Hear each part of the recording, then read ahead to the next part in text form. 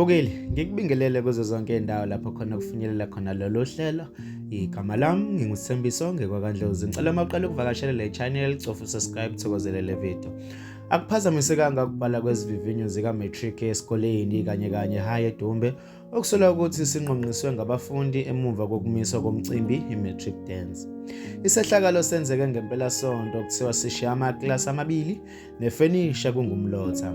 Iphini likaNgqongqoshe lomnyango wemfundo eyisisekelo uDokotela Regina Mahule noNgqongqoshe wezemfundo KwaZulu-Natal uNkosikazi Mbali Fraser basigxekile isehlakalo bahlaba ikhwela balibhekisa emphakathini ukuthi bavikele izikole.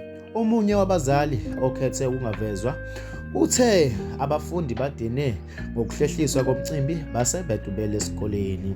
Mbukeli, izona bengikuphathele zona kuleli hora. Ngicela ubeke uvo lwakho kwi-comment section. Ngizokubona kwenye video elandelayo. Usale kahle.